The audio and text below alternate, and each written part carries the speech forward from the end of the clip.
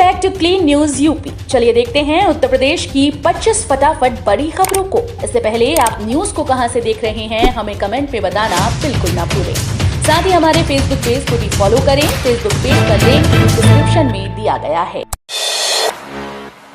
ग्रामीणों को सफर में नहीं होगी परेशानी, गांव के लिए 2000 बसें अनुबंधित करेगी यूपी सरकार।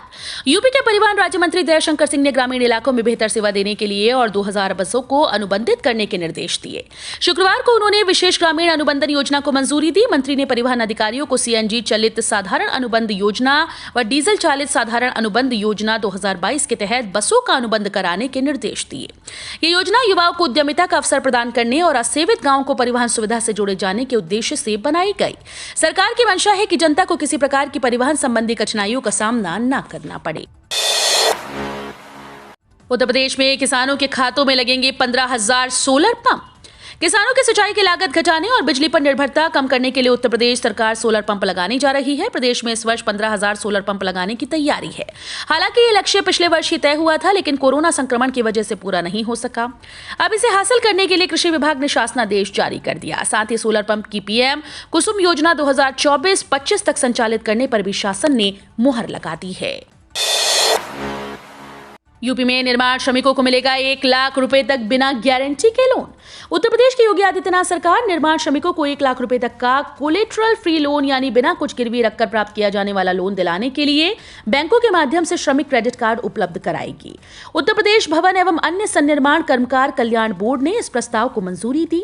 हुई बोर्ड की बैठक में सभी पंजीकृत निर्माण श्रमिकों के बच्चों को 6 माह में स्नातक स्तर पर मुफ्त शिक्षा दिलाने के प्रस्ताव पर भी मुहर लगी। कन्या विवाह सहायता योजना के तहत सामूहिक विवाह के लिए प्रदान की जाने वाली धनराशि को बढ़ाकर 1 लाख रुपए करने का प्रस्ताव पारित हुआ है। यूथ फॉर नेशन 100 मेधावियों को देगा छात्रवृत्ति। 15 जून तक विद्यार्थी ऑनलाइन आवेदन करें। यूथ फॉर नेशन संगठन ने पहल की है। प्रतिभावान विद्यार्थियों की मदद के लिए छात्रवृत्ति की घोषणा संगठन ने की। संगठन के संस्थापक और अंतर्राष्ट्रीय अध्यक्ष डॉक्टर महेश शर्मा ने बताया कि संगठन की ओर से दी जाने वाली छात्रवृत्ति पहले चरण में 100 मेधावियों को मिलेगी। आवेदन के लिए सभी को गूगल फॉर्म भरना होगा, जो संगठन की वेबसाइट पर उपलब्ध है। यूथ फॉर नेशन के संस्थापक व अंतर्राष्ट्रीय अध्यक्ष डॉक्टर महेश शर्मा ने बताया कि छात्रवृत्ति प्राप्त करने के लिए विद्यार्थी 15 जून तक आवेदन कर सकते हैं। 10वीं 12वीं और स्नातक में प्राप्त अंकों के आधार पर अभ्यर्थियों का चयन किया जाएगा। श्रमिक बोर्ड के 800 कर्मियों का 10% बड़ा मानदेय। बेटियों की शादी के लिए मिलेगा 1 लाख का अनुदान। योगी सरकार ने लोक कल्याण संकल्प पत्र में श्रमिकों से किए वादे पूरी करने की दिशा में बड़ा कदम बढ़ा दिया। सभी पंजीकृत श्रमिकों को अब किसी भी तरह का आवेदन करने के लिए दफ्तर के चक्कर नहीं काटने होंगे। करीब 800 आउटसोर्सिंग कर्मियों के मानदेय में 10% की मासिक वृद्धि, श्रमिकों की बेटियों का शादी अनुदान बढ़ाने और 1 लाख तक का कोलेट्रल फ्री ऋण दिए जाने सहित कई महत्वपूर्ण निर्णय हो गए। ये फैसले श्रम विभाग के अपर मुख्य सचिव और भवन एवं अन्य सन्निर्माण कर्मकार कल्याण बोर्ड के अध्यक्ष सुरेश चंद्रा की अध्यक्षता में हुई बोर्ड बैठक में लिए गए। यूपीटीईटी 2021 के गलत प्रश्नों को लेकर एचसी ने सरकार और परीक्षा नियामक से 2 सप्ताह में जवाब मांगा। इलाहाबाद हाईकोर्ट ने यूपीटीईटी 2021 के प्रश्नों के गलत उत्तरों को लेकर दाखिल याचिका पर राज्य सरकार व सचिव परीक्षा नियामक प्राधिकारी से 2 सप्ताह में जवाब मांगा। यह आदेश न्यायमूर्ति राजीव जोशी ने दीक्षा सिंह व 7 अन्य की याचिका पर दिया।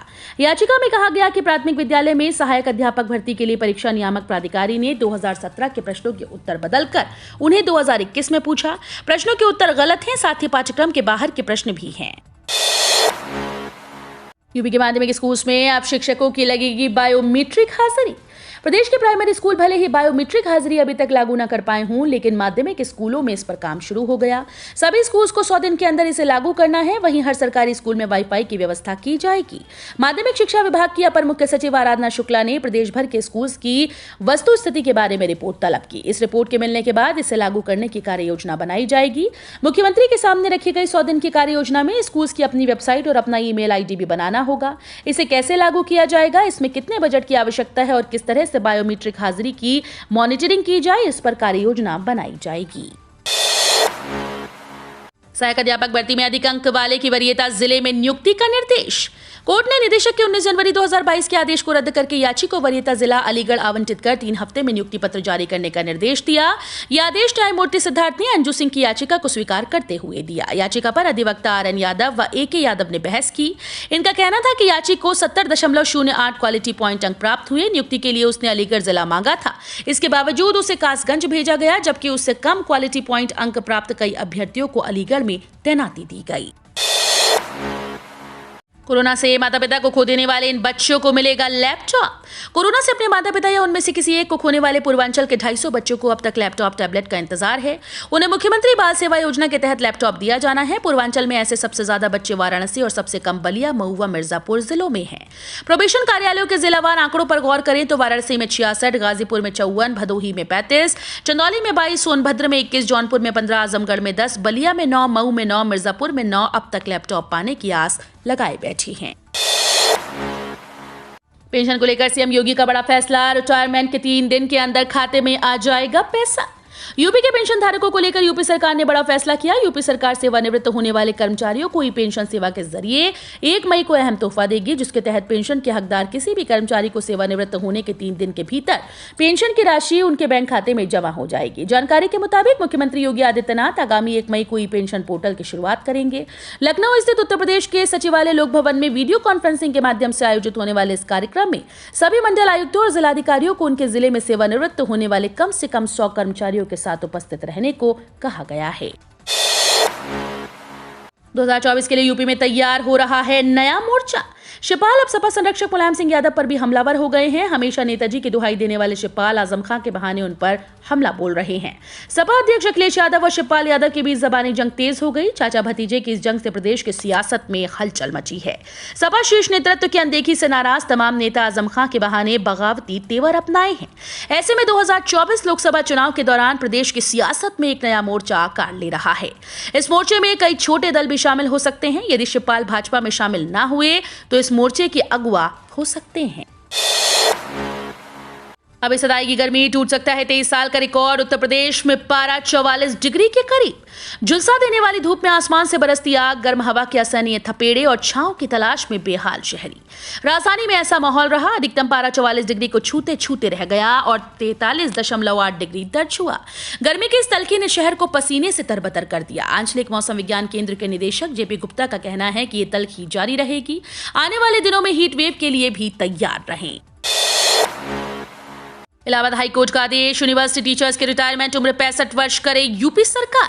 इलाहाबाद हाईकोर्ट ने राज्य सरकार को सरदार वल्लभ भाई पटेल कृषि एवं तकनीकी विश्वविद्यालय मेरठ के अध्यापकों की सेवानिवृत्ति आयु बढ़ाने का निर्देश दिया। कोर्ट ने कहा कि सरकार स्टैट्यूट में 3 माह में संशोधन कर अध्यापकों की सेवानिवृत्ति आयु 65 वर्ष करे और जब तक सरकार निर्णय न ले लेती है तब तक याची को कार्य करने दिया जाए। यह आदेश न्यायमूर्ति सिद्धार्थ ने डॉक्टर देवेंद्र कुमार मिश्र की याचिका को सुनकर याचिका स्वीकार करते हुए दिया। कोर्ट ने कहा कि अध्यापकों की सेवानिवृत्ति आयु 62 से बढ़ाकर 65 वर्ष करने के केंद्र सरकार के 31 दिसंबर 2008 का आदेश राज्य सरकार पर बाध्यकारी है। पीएम किसान क्रेडिट कार्ड पर लोन योजना में बदलाव हुआ। आरबीआई ने बैंकों के लिए पिछले वित्त वर्ष के दौरान किसान क्रेडिट कार्ड से अल्पकालिक फसल ऋण योजना के तहत किसानों को प्रदान की गई ब्याज सबवेंशन की राशि का दावा करने के मानदंडों को संशोधित किया। भारतीय रिजर्व बैंक ने एक परिपत्र में कहा कि वित्तीय वर्ष 2021-22 के लिए लंबित दावों को 30 जून 2023 तक प्रस्तुत किया जा सकता है और उन्हें वैधानिक लेखा परीक्षकों के द्वारा सत्य और सही के रूप में प्रमाणित किया जाना है। मायावती बनना चाहती है सीएम और पीएम, समझे कितना मुमकिन है बसपा का कमबैक। अब तक 4 बार उत्तर प्रदेश की सत्ता पर काबिज हो चुकी बहुजन समाज पार्टी भले ही विधानसभा में 1 सीट तक सिमट गई हो, लेकिन मायावती के हौसले अब भी बुलंद है। लंबे समय से चल रही राष्ट्रपति बनने की अटकलों को एक बार फिर खारिज करते हुए बसपा सुप्रीमो ने कहा कि वो आराम की जिंदगी नहीं चाहती, बल्कि पिछड़ों वंचितों को उनका हक दिलाने के लिए उत्तर प्रदेश की सीएम और देश की पीएम बनना चाहती हैं। कोई इसे मायावती की साफ गोई बताकर उनकी इच्छा शक्ति की तारीफ कर रहा है। मायावती इस बात को अच्छी तरह से जानती हैं कि उनके कोर वोटर्स भी उनका साथ छोड़ चुके हैं और उनको वापस लाए बिना ये संभव नहीं है। दारुल उलूम देवबंद में एडमिशन के सख्त हुए नियम, खुफिया विभाग से कराई जाएगी सभी स्टूडेंट्स की जांच। इस्लामिक शिक्षा के अहम केंद्र दारुल उलूम देवबंद में दाखिले की प्रक्रिया बेहद सख्त हो गई। यहां दाखिला चाहने वालों को न सिर्फ अब पहले से अधिक दस्तावेज देने होंगे, बल्कि उनकी जांच भी कराई जाएगी। लोकल इंटेलिजेंस यूनिट के साथ भी हर स्टूडेंट की जानकारी साझा की जाएगी। वाइस चांसलर अब्दुल खारिक मदारसी की ओर से इसको लेकर गाइडलाइन जारी की गई। इस बीच संस्थान से एक संदिग्ध बांग्लादेशी को भी एटीएस ने गिरफ्तार किया है। सूत्रों के मुताबिक संस्थान की ओर से फैसला इसलिए लिया गया कि संस्थान पर अक्सर संदिग्ध तत्वों को भी दाखिला देने का आरोप लगता रहा है। अनपरा, लैंको और ओबरा में महज 4 से 5 दिन के लिए ही कोयले का स्टॉक बचा। एनटीपीसी को छोड़कर प्रदेश के सभी सरकारी व निजी बिजली घरों में कोयले की कमी लगातार बढ़ती जा रही है। सोनभद्र में कोल खदानें होने की वजह से विद्युत गृह की कोई इकाई बंद नहीं है। कोयले की कमी से इकाई को कम लोड पर संचालित भी नहीं किया जा रहा, लेकिन मांग के अनुरूप कोयला न मिलने से विद्युत ग्रहों से प्रतिदिन कोयले के स्टॉक में कमी आ रही है, जो जल्द ही समस्या का कारण बनेगा।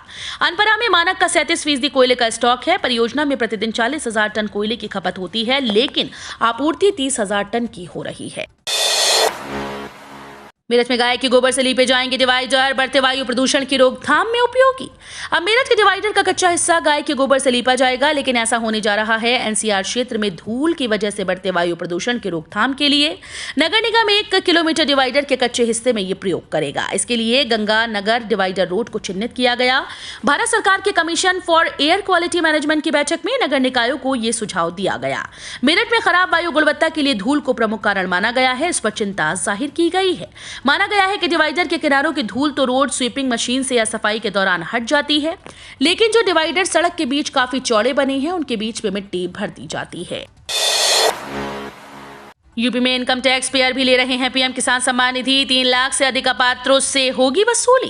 केंद्र सरकार ने भुगतान किए जाने वाले बैंक खातों को आधार से लिंक किया तो सामने आया कि बड़ी संख्या में लाभ लेने वाले किसान आयकरदाता हैं।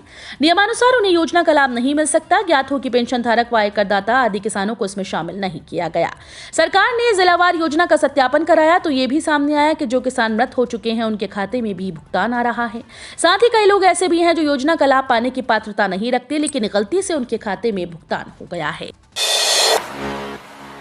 लखनऊ में मिलेनियम स्कूल के 2 छात्रों समेत 21 कोरोना पॉजिटिव मिले। मई आते आते कोरोना के मामलों में एक बार फिर से बढ़ोतरी देखी जा रही है। शुक्रवार को 2 छात्र समेत 21 लोग कोरोना संक्रमित पाए गए। इसके चलते स्वास्थ्य विभाग ने छात्रों के कांटेक्ट में आए 82 लोगों के नमूने लिए, जिनकी रिपोर्ट शनिवार को आएगी। स्कूल को 2 दिन के लिए बंद करने का आदेश है। कोरोना बड़ों को ही नहीं, बच्चों को भी अपनी चपेट में ले रहा है। इससे पहले लामार्टिनियर में 2 छात्राएं संक्रमण की चपेट में आ चुकी हैं। इसके बाद कैथेड्रल और डीपीएस के बच्चे संक्रमण की चपेट में आ चुके हैं। अब आशियाना स्थित मिलेनियम पब्लिक स्कूल के 2 बच्चे संक्रमण की जद में आए। दोनों बच्चे सगे भाई हैं। लखनऊ में शुरू स्मार्ट क्लास में पढ़ाई के साथ मिलेंगे नौकरी के अच्छे अवसर। आईटीआई की पढ़ाई करने वाले युवाओं के लिए अच्छी खबर है। पढ़ाई करने वाले युवाओं को नई तकनीकी से रूबरू कराने के लिए लखनऊ के चारबाग स्थित राजकीय औद्योगिक प्रशिक्षण संस्थान में इसकी स्थापना की गई। स्मार्ट क्लास रूम में एक साथ 26 विद्यार्थी पढ़ेंगे। नई तकनीक के साथ ही आधुनिक प्रयोगशाला में उन्हें बाजार की मांग के अनुरूप उपकरणों की जानकारी दी जाएगी। चारबाग में स्थापना के साथ ही अब आगरा, वाराणसी और गोरखपुर में भी नई तकनीक की स्थापना की तैयारी शुरू हो गई है। वाराणसी से चलने वाली 35 ट्रेन में मिलेगा अनारक्षित टिकट। ट्रेन से सफर करने वाले आम यात्रियों के लिए बड़ी राहत देने वाली खबर है। वाराणसी से चलने वाली 35 जोड़ी गाड़ियों में अनारक्षित टिकट सेवा का लाभ मिलेगा। हालांकि इस सेवा को रेलवे प्रशासन ने चरणबद्ध तरीके से बहाल करने का निर्णय लिया। उत्तर रेलवे प्रशासन की ओर से बीती रात जारी पत्र के अनुसार गाड़ियों में विभिन्न तिथियों से ये सेवा यात्रियों को मिलने लगेगी। वाराणसी में 72 मदरसों की जांच शुरू। रिपोर्ट शासन को एसडीएम माध्यम से भेजी जाएगी 15 मई तक। मदरसा आधुनिकीकरण योजना से आच्छादित जिले के 72 मदरसों में हुए कार्यों की जांच की प्रक्रिया शुरू हो गई। जिलाधिकारी के निर्देश के क्रम में जनपद में नगरीय व ग्रामीण क्षेत्र के लिए अलग अलग कमेटी बनाई गई है। नगरीय क्षेत्र की कमेटी में उप जिलाधिकारी, नगर शिक्षा अधिकारी के अलावा अधिशासी अधिकारी, नगर पालिका, नगर पंचायत व नगर आयुक्त की ओर से नामित अवर अभियंता को रखा गया। इसी प्रकार ग्रामीण क्षेत्र में उप जिलाधिकारी, खंड शिक्षा अधिकारी व खंड विकास अधिकारी की ओर से नामित अवर अभियंता को शामिल किया गया है। रेल, रोड, बिजली के तार अब सुपरफास्ट होगा सबको किराए पर देने का काम। भारत सरकार ने राजकोष की हालत मजबूत करने के लिए एसेट मोनेटाइजेशन का प्रोग्राम तैयार किया। इसमें पावर लाइन, गैस पाइपलाइन, सड़क और रेलवे की संपत्तियों को मोनेटाइज किया जाना है। अब सरकार इस प्रोग्राम पर सुपरफास्ट तरीके से आगे बढ़ना चाहती है ताकि वित्त वर्ष 2022-23 के लक्ष्य को पूरा किया जा सके। सरकार ने वित्त वर्ष 2022-23 में एसेट मोनेटाइजेशन से 1.62 लाख करोड़ रुपए की राशि जुटाने का लक्ष्य रखा। ईटी की खबर के मुताबिक इस काम को तेजी से आगे बढ़ाने के लिए कैबिनेट सचिव राजीव गौबा शुक्रवार को एक अहम बैठक करने जा रही हैं। सरकार का बड़ा फैसला, मानदेय में 10% की बढ़ोतरी, मिलेगा 1 लाख का अनुदान। राज्य सरकार ने फिर से अपने कर्मचारियों को बड़ा तोहफा दिया। दरअसल लोक कल्याण संकल्प पत्र में किए गए वायदे को पूरा किया गया। सभी पंजीकृत श्रमिकों के मानदेय में 10% की मासिक वृद्धि की गई। 800 से अधिक आउटसोर्सिंग कर्मचारियों को इसका लाभ मिलेगा। साथ ही श्रमिकों की बेटियों की शादी के अनुदान बढ़ाने संबंधित 1 लाख तक कोलेटरल मुफ्त दिए जाने के महत्वपूर्ण निर्णय पर भी सहमति बन गई है। तो ये थी आज की 25 फटाफट बड़ी खबरें। अगर आपको न्यूज पसंद आई हो तो वीडियो को लाइक और शेयर जरूर करें। धन्यवाद।